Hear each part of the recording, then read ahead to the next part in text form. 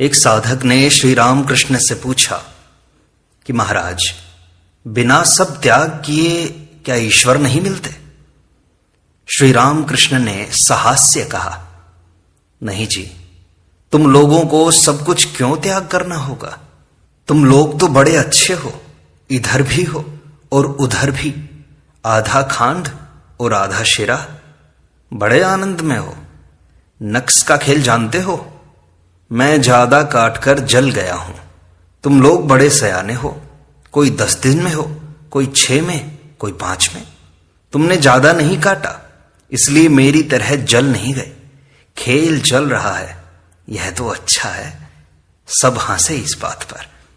सच कहता हूं, तुम लोग गृहस्थी में हो, इसमें कोई दोष नहीं, पर मन ईश्वर की ओर रखना चाहिए, नहीं तो बात नहीं बनेगी।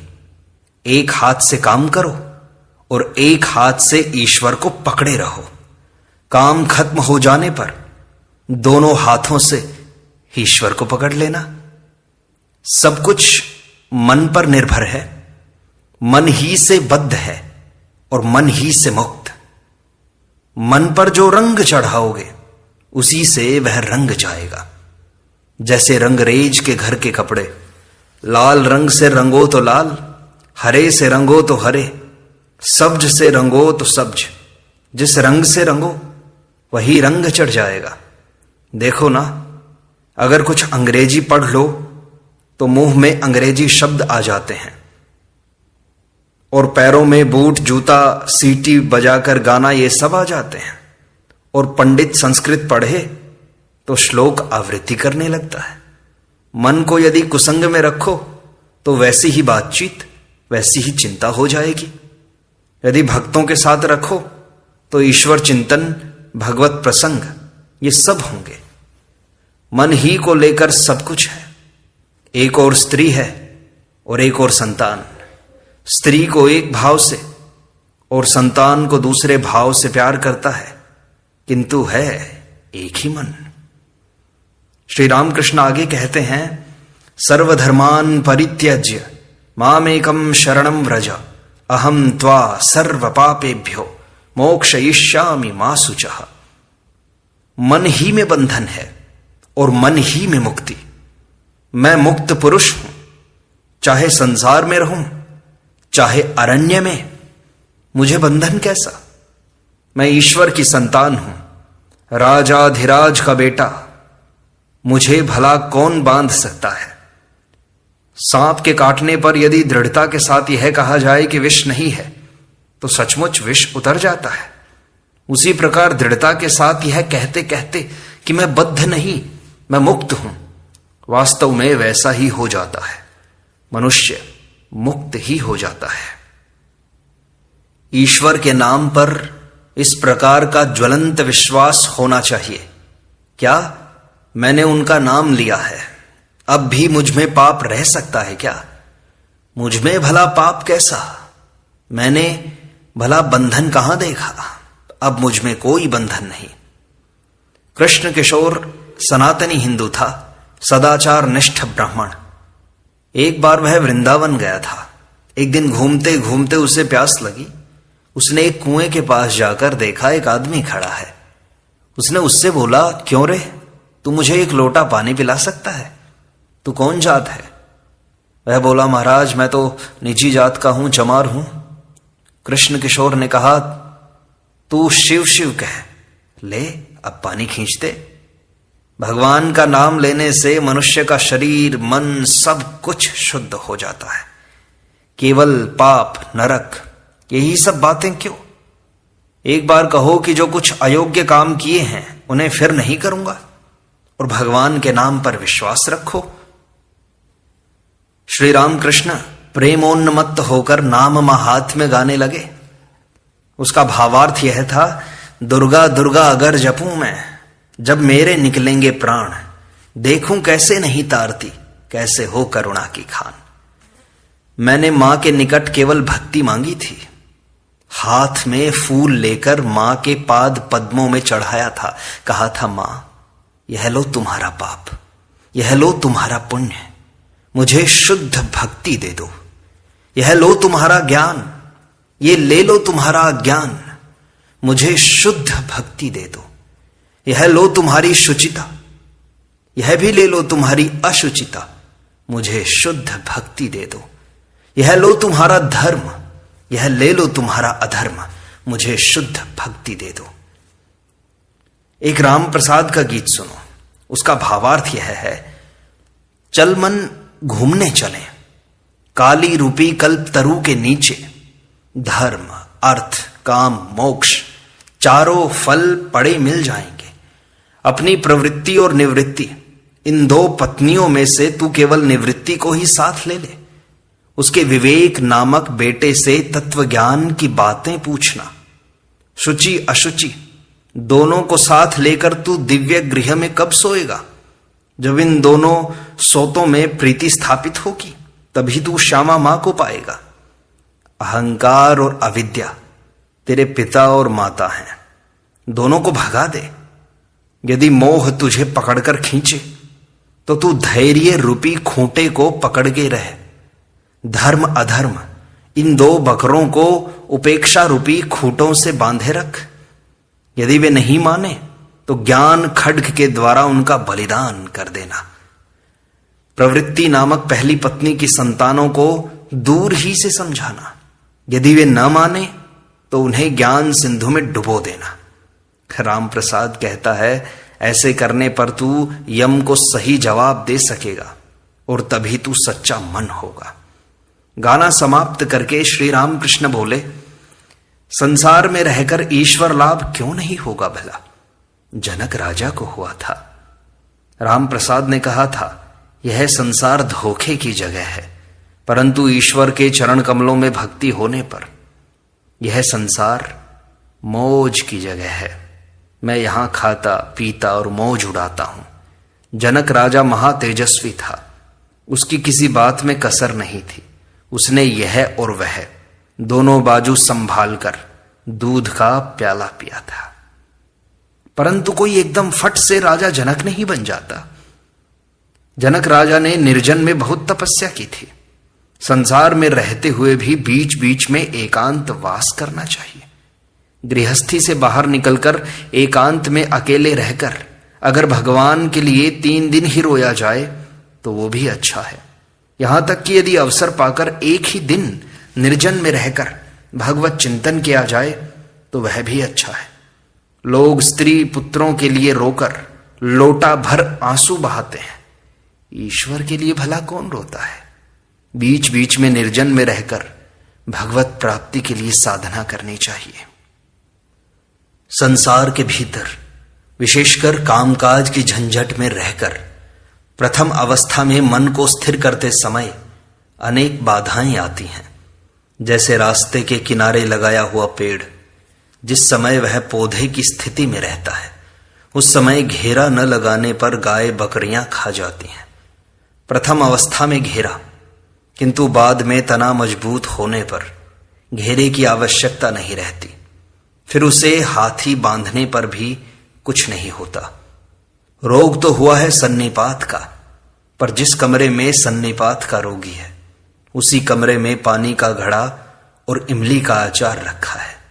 अगर रोगी को आराम पहुंचाना चाहते हो तो पहले उसे उस कमरे से हटाना होगा।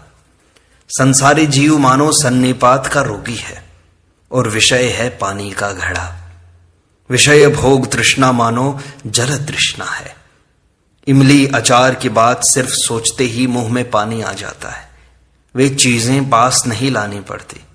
ऐसी चीज रोगी के कमरे में ही रखी है। संसार में स्त्री सहवास ऐसी ही चीज है, इसलिए निर्जन में जाकर चिकित्सा कराना आवश्यक है।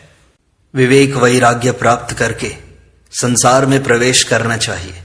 संसार समुद्र में काम क्रोध आदि मगर हैं। बदन में हल्दी मलकर पानी में उतरने पर मगर का डर नहीं रहता। विवेक वैराग्य ही तो हल्दी है। सत असत विचार का नाम विवेक है। ईश्वर ही सत है, नित्य वस्तु है, बाकी सब असत अनित्य है, 2 दिन के लिए हैं। यह बोध ही तो विवेक है। और ईश्वर के प्रति अनुराग चाहिए, प्रेम चाहिए, आकर्षण चाहिए। जैसा गोपियों का कृष्ण के प्रति था। एक गाना सुनो, भावार्थ यह है, विपिन में बंसी बज उठी, मुझे तो जाना ही होगा। श्याम मेरी राह देख रहा है, तुम लोग चलोगी या नहीं ये बताओ तो सही। तुम लोगों के लिए श्याम एक नाम होगा, पर सखी मेरे लिए श्याम हृदय की व्यथा है। बंसी तुम्हारे कान में बजती है, पर मेरे तो वह हृदय में बजती है। श्याम की बंसी बज रही है, हे राधे अब चलो, तुम्हारे बिना कुंज में शोभा नहीं आती। श्री राम कृष्ण ने अश्रुपूर्ण नेत्रों से यह गीत गाते गाते केशववादी भक्तों से कहा, राधा कृष्ण को मानो या ना मानो, पर उनके इस आकर्षण को तो ग्रहण करो। ईश्वर के लिए इस प्रकार की व्याकुलता हो, इसके लिए प्रयत्न करो। व्याकुलता आते ही उन्हें प्राप्त किया जा सकता है। फिर अगले दिन विजय और केशव दोनों ही संकुचित होकर बैठे हैं।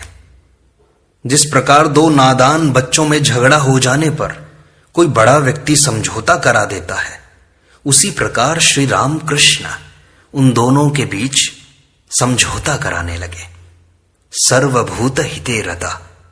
श्री राम कृष्ण केशव के प्रति कहते हैं, अजी ये विजय आए हैं, तुम लोगों का झगड़ा विवाद मानो शिव और राम की लड़ाई है।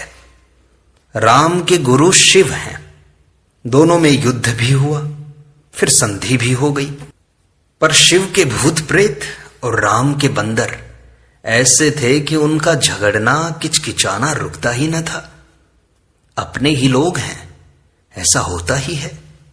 लव कुश ने भी राम के साथ युद्ध किया था। फिर जानते हो ना, मां और बेटी अलग से मंगलवार का व्रत रखती हैं, मानो मां का मंगल और बेटी का मंगल अलग अलग है, परंतु वास्तव में तो मां के मंगल से बेटी का मंगल होता है और बेटी के मंगल से मां का। इसी तरह तुम में से एक के एक समाज है, अब दूसरे को भी एक चाहिए। पर यह सब जरूरी है। तुम कहोगे कि जहां भगवान ने स्वयं लीला की, वहां जटिला कुटिला की क्या जरूरत थी? पर जटिला कुटिला के सिवा लीला पुष्ट नहीं हो पाती, बिना उनके रंग नहीं चढ़ता। सब इस बात को सुनकर जोर से हंसते हैं। रामानुज विशिष्टाद्वैतवादी थे, उनके गुरु थे अद्वैतवादी। आखिर दोनों में अनबन होने लगी। गुरु शिष्य आपस में एक दूसरे के मत का खंडन करने लगे। ऐसा हुआ करता है, चाहे जो कुछ हो, फिर भी हैं तो अपने ही। सब लोग आनंदित हैं। श्री राम कृष्ण केशव से कहते हैं, तुम स्वभाव परखकर शिष्य नहीं बनाते, इसीलिए आपस में इस तरह की फूट हुआ करती है। सभी मनुष्य दिखने में एक जैसे हैं, परंतु प्रत्येक का स्वभाव भिन्न भिन्न है। किसी के भीतर सत्व गुण अधिक है, किसी के भीतर रजोगुण, तो किसी के भीतर तमोगुण। गुजियां बाहर से एक सी दिखाई देती हैं, पर किसी के भीतर खोया, किसी के भीतर नारियल, तो किसी के भीतर उड़द की दाल होती है। मेरा भाव क्या है जानते हो? मैं खाता पीता और मजे में रहता हूं, बाकी की सब मां ही जाने। 3 बातों से मेरी देह में मानो कांटा चुभ जाता है, गुरु, कर्ता और बाबा। गुरु एकमात्र सच्चिदानंद ही हैं, वे ही सब लोग को शिक्षा देंगे। मेरा तो संतान भाव है। वैसे मनुष्य गुरु तो लाखों मिलते हैं, सभी गुरु बनना चाहते हैं, भला शिष्य कौन बनना चाहता है? लोक शिक्षा देना बड़ा कठिन है। यदि ईश्वर का साक्षात्कार हो और वे आदेश दें तो यह संभव हो सकता है। नारद, शुकदेव इत्यादि को आदेश हुआ था, शंकराचार्य को आदेश हुआ था। आदेश न मिलने से तुम्हारी बात कौन सुनेगा भला? कलकत्ते में लोगों की हुल्लड़बाजी तो जानते ही हो। जब तक नीचे लकड़ी जलती है तब तक दूध उफन कर ऊपर आता है, लकड़ी को खींच लेते ही सब कुछ शांत हो जाता है। कलकत्ते के लोग हुल्लड़बाज हैं। अभी एक जगह कुआं खोद रहे हैं, पानी चाहिए, वहां पत्थर निकलने लगे कि खोदना छोड़ दिया, और एक जगह खोदना शुरू किया, वहां रेती निकलने लगी तो वह भी जगह छोड़ दी। यही तो उनका हाल है। परंतु आदेश मिला है, यह केवल मन में सोच लेने से नहीं चलता। ईश्वर सचमुच ही दर्शन देते हैं और बातचीत करते हैं। इसी अवस्था में आदेश प्राप्त हो सकता है। इस प्रकार आदेश प्राप्त व्यक्ति की बातों में कितना जोर होता है, पर्वत भी टल जाता है। सिर्फ लेक्चर से क्या होगा? लोग कुछ दिन सुनेंगे फिर भूल जाएंगे, उसके अनुसार नहीं चलेंगे। उस ओर हालदार पुकुर नाम का एक तालाब है। कुछ लोग उसके किनारे रोज सवेरे पखाना फिरा करते थे। जो लोग सवेरे स्नान आदि के लिए आते, वे यह देखकर उनके नाम से खूब चिल्लाते, खूब कोसते। पर दूसरे दिन फिर वही हाल, पाखाना फिरना बंद नहीं होता था। तब लोगों ने कंपनी को यह बात जताई। कंपनी वालों ने एक चपरासी को भेजा। जब उस चपरासी ने आकर एक कागज पर चिपका दिया, यहां पाखाना न फिरे, तब सब बंद हो गया। लोग शिक्षा देना हो तो चपरास चाहिए, नहीं तो वह हास्यास्पद बात हो जाती है। खुद को ही नहीं मिली, दूसरों को देने चला है।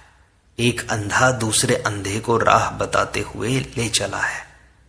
इससे हित होने की बजाय विपरीत ही होता है। ईश्वर लाभ होने पर अंतर्दृष्टि प्राप्त होती है। उसी समय किसे कौन सा रोग है यह समझ में आता है। योग्य उपदेश दिया जा सकता है। आदेश न मिलने पर मैं लोगों को शिक्षा दे रहा हूं, इस प्रकार का अहंकार होता है। अहंकार होता है अज्ञान के कारण। अज्ञान से ऐसा लगता है कि मैं करता हूं, ईश्वर ही करता है, ईश्वर सब कुछ कर रहे हैं, मैं कुछ नहीं कर रहा हूं। यह बोध हो जाने पर मनुष्य जीवन मुक्त हो गया। मैं करता हूं, इस बोध के कारण ही इतना दुख, इतनी अशांति पैदा होती है। श्री रामकृष्ण केशवादी से कहते हैं, तुम लोग दुनिया का भला करने की बात कहते हो, क्या दुनिया इतनी छोटी है? और तुम कौन हो दुनिया का भला करने वाले? साधना के द्वारा ईश्वर का साक्षात्कार कर लो, उनका लाभ कर लो। वे यदि शक्ति दें तो सबका हित कर सकोगे, अन्यथा नहीं। एक भक्त कहते हैं, जब तक ईश्वर लाभ न हो जाए तब तक क्या सब कर्म त्याग दें हम? श्री रामकृष्ण कहते हैं, नहीं, कर्मों का त्याग क्यों करोगे? ईश्वर का चिंतन, उनका नाम गुणगान, नित्य कर्म, ये सब करना पड़ेगा।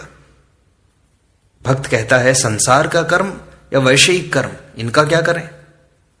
श्री रामकृष्ण कहते हैं, हां, वो भी करो।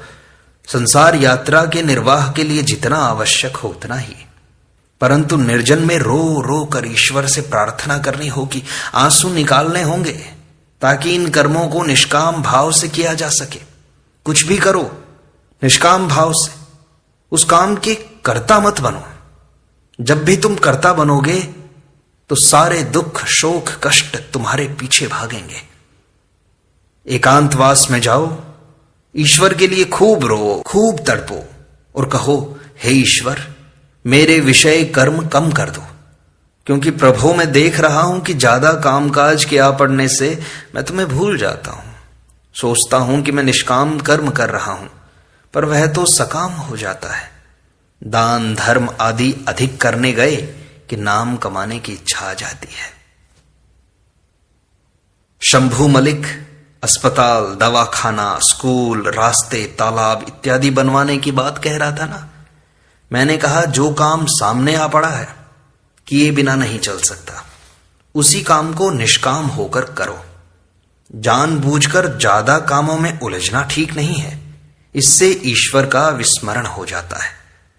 काली घाट में जाकर दान ही करने लग गए, काली के दर्शन हुए ही नहीं। पहले किसी तरह धक्का धुक्की खाकर भी काली दर्शन कर लेना चाहिए, उसके बाद चाहे जितना दान करो या ना करो, इच्छा हो तो खूब करो। ईश्वर लाभ के लिए ही कर्म है। इसलिए शंभू को कहा, अगर ईश्वर के दर्शन हो तो क्या तुम उनसे कहोगे कि कुछ अस्पताल और दवाखाने बनवा दो साहब? सब लोग हंसते हैं। भक्त कभी इस प्रकार नहीं कहेगा, बल्कि वह तो यही कहेगा, प्रभु मुझे अपने पाद पद्मों में आश्रय दे दो, आपकी चरणों में शरण दे दो, सदा अपने साथ रखो, अपने चरण कमलों के प्रति शुद्ध भक्ति दे दो। कर्मयोग बड़ा कठिन है, शास्त्र में जिन कर्मों के बारे में कहा गया है, कलिकाल में उन्हें करना बड़ा कठिन है। लोग अन्नगत प्राण हैं, जीवन अन्न पर निर्भर है, अधिक कर्म करना संभव नहीं। बुखार होने पर यदि वैद्य जी से चिकित्सा करवाने जाएं तो इधर रोगी खत्म हो जाता है, अधिक देरी सहन नहीं होती। कलयुग में उपाय है भक्ति योग, भगवान का नाम गुणगान और प्रार्थना। भक्ति योग ही युग धर्म है आज का। तुम लोगों का मार्ग भी भक्ति मार्ग ही है। तुम लोग हरि नाम संकीर्तन करते हो, जगदम्बा का गुणगान करते हो, तुम धन्य हो। तुम्हारा भाव बहुत अच्छा है। वेदांतवादियों की तरह तुम लोग संसार को स्वप्नवत नहीं मानते।